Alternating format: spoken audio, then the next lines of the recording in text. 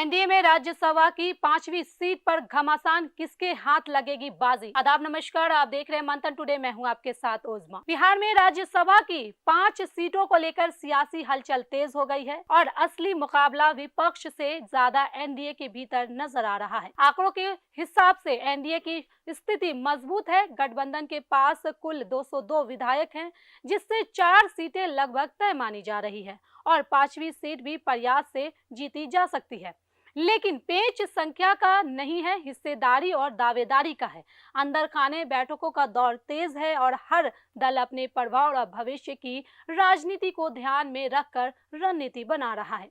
NDA की 2 सबसे बड़ी ताकतें भारतीय जनता पार्टी और जनता दल यूनाइटेड 2-2 सीटों पर दावा ठोक चुकी है। बीजेपी के पास 89 विधायक हैं, इसलिए उसका दावा मजबूत माना जा रहा है। वहीं जेडीयू भी अपनी हिस्सेदारी कम करने के मूड में नहीं है।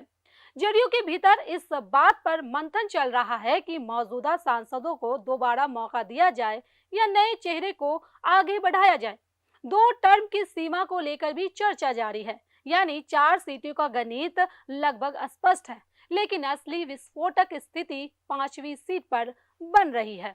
इस एक सीट पर कई दावेदार सक्रिय हैं। उपेंद्र कुशवाहा की अगुवाई वाली पार्टी का दावा है कि विधानसभा चुनाव से पहले उन्हें राज्यसभा भेजने का भरोसा दिया गया था।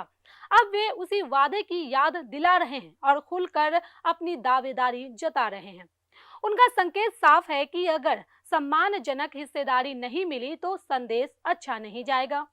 दूसरी तरफ चिराग पासवान की पार्टी भी अपने प्रदर्शन के आधार पर एक सीट चाहती है।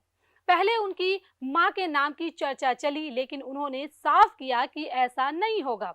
इसके बावजूद उनकी पार्टी पीछे हटने को तैयार नहीं दिख रही। तीसरे मजबूत दावेदार के रूप में जीतन राम मांझी सामने हैं। उनका कहना है कि छोटे सहयोगियों को नजरअंदाज करना गठबंधन के लिए ठीक नहीं होगा। वे खुलकर एक सीट की मांग कर चुके हैं। ऐसे में बीजेपी और जेडीयू के लिए संतुलन साधना आसान नहीं रह गया है। हर दल चाहता है कि आने वाले विधानसभा चुनाव से पहले उसकी राजनीतिक ताकत और सम्मान दोनों सुरक्षित रहे। इस बीच भोजपुरी सिनेमा के लोकप्रिय अभिनेता पवन सिंह का नाम सामने आकर सस्पेंस और बढ़ चुका है। 2025 के विधानसभा चुनाव में उन्होंने बीजेपी के लिए जोरदार प्रचार किया था। उनकी सभाओं में भारी भीड़ उमड़ी थी। अब चर्चा है कि पार्टी उन्हें राज्यसभा के जरिए बड़ा राजनीतिक मंच दे सकती है। हालांकि आधिकारिक घोषणा नहीं हुई है, लेकिन अगर ऐसा होता है तो यह सांस्कृतिक और राजनीतिक दोनों स्तर पर बड़ा संदेश होगा।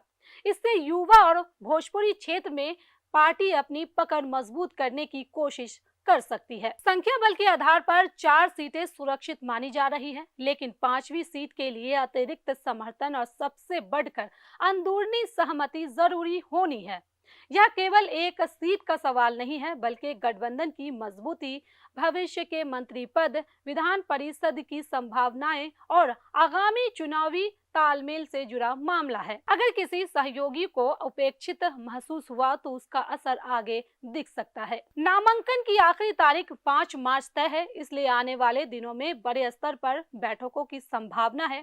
सार्वजनिक तौर पर सभी दल गठबंधन को मजबूत बता रहे हैं और 5 सीटें जीतने का दावा कर रहे हैं, लेकिन अंदर खाने खींचातान जारी है। अब नजर इस बात पर टिकी है कि शीर्ष नेतृत्व किस तरह संतुलन साधता है और किसे 5वीं सीट का टिकट मिलता है। यही फैसला तय करेगा कि एनडीए की एकजुटता और सियासी समीकरण आने वाले दिनों में किस दिशा में बढ़ेंगे। तो चलिए, फिलहाल इस खबर में बस इतना ही। देश दुनिया की ऐसी तमाम बड़ी खबरों के लिए बने रहे मंथन टुडे के साथ ही हमारे चैनल को लाइक करें, सब्सक्राइब करें, फॉलो करें और निष्पक्ष पत्रकारिता देखना है तो देखते रहे मंथन टुडे। बहुत बहुत शुक्रिया।